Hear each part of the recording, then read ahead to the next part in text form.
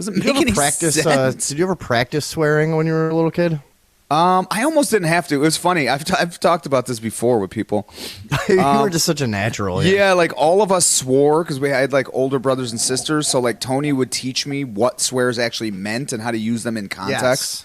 And so I would like judge the other kids that would just be like, "You're a damn," and I'd be like, "Oh, Jesus, yeah, Christ, right, you fucking idiot." You know, like, yeah, people be fucking running around calling each other like assy bitch. You're a hell damn. You're a damn hell dumb idiot. And I'm like, no. That's what he has to explain. You know, like these ones are verbs, these are adjectives, these are nouns. You know, and I remember telling a group of kids like what fuck meant and how to use it.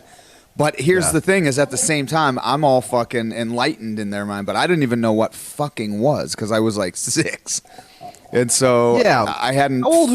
How old were you when you like? I'm trying to remember like when I actually understood what sex was. Well, yeah, I don't know because I think you kind of think of what it is, but then the first time like, see a porn, you're like, whoa, for real. Well, so I remember me and my buddy Chris Thomas. Now this I won't say anything about it.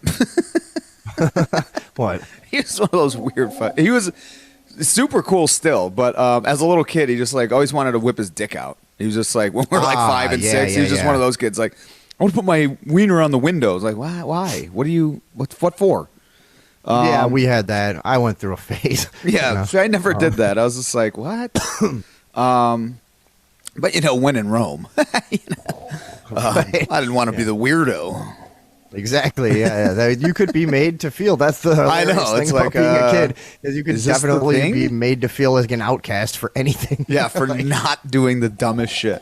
But yeah, I remember us like talking about because we both had a crush on this girl Joanna Parks, who was this Panamanian chick that had moved to rural Wisconsin.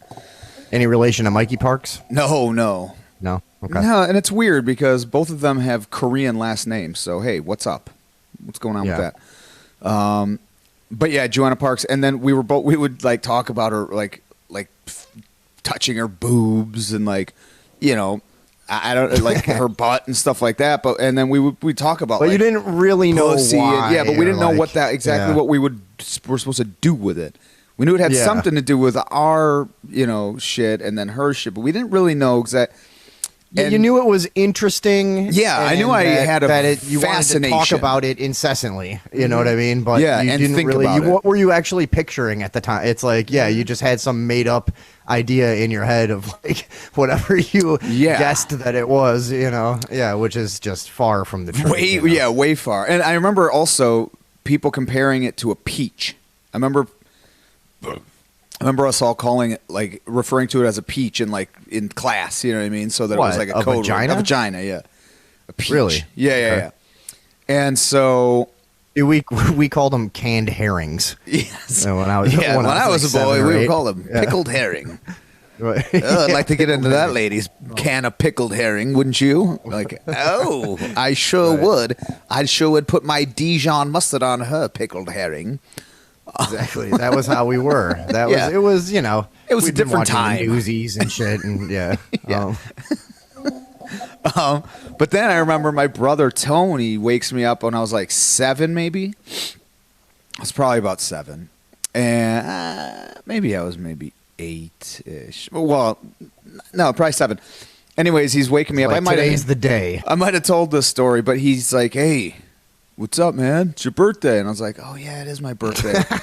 And he gives me this magazine. He's like, "I got you something."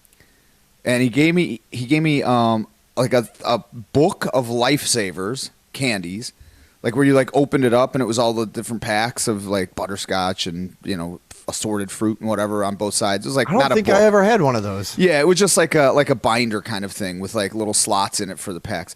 So he gave me one of those. Yeah, it was badass actually. I loved that.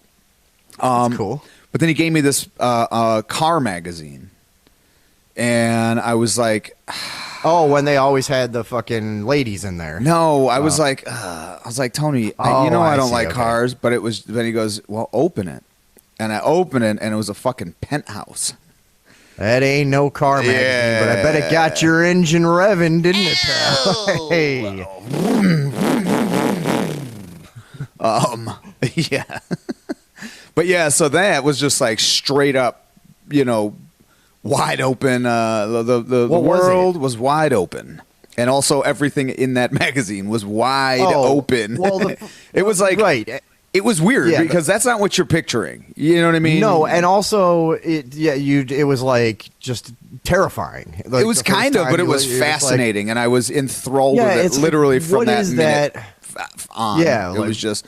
I was always girl crazy though. My whole fucking, like I had crushes on TV characters since I was like could not even talk. Like I know, but that's different than like looking down the nose of the main event for the first time, and you're just looking across the cage at the opponent. Yeah, like that's what we're all so nuts about, I guess. All right. Yeah. Wow, that looks like a something that crawled out of the sea. Right. What is this? We had I think we had a kid. There was always like a kid that could like steal porn from his uncle or some shit, you know. That boy is we had the community like chest of porn was kept at the church, right? And it was like all like a bunch of like individual torn out pages like that had been like folded up a million times and like stuff, and we kept it in this like little space of the shed behind the church, kind of like in in the crack of some wood or whatever. And and everybody would. I don't think anybody was even old enough to masturbate. No, nobody was jerking off to that. It was just like, oh my god. No, you would just go over there, and then also it would be like when you could show somebody that you like, dude. You know what I know about? Like, let me show you this shit, and then you seem really cool, you know? Yeah. So we would keep it hidden. You were the bad kids. That's really all it was. There was like an element of danger involved in the whole thing. Now, little did we know that the danger was actually subconscious in our mind, that we one day would know that this could potentially ruin our fucking lives, that these obsessions. What, like just women responsible, like women. Oh, okay. We didn't know why the sense of danger was there, but it was actually because ladies. Here, isn't this great? This thing will make you cry. This thing will make you break your walls. Take a nice big chunk out of your soul and just leave you withered, a shell of who you once were. I love it. That's great. Doesn't that get you off? Yeah. No, yeah. I'm trying to think too, like, but then.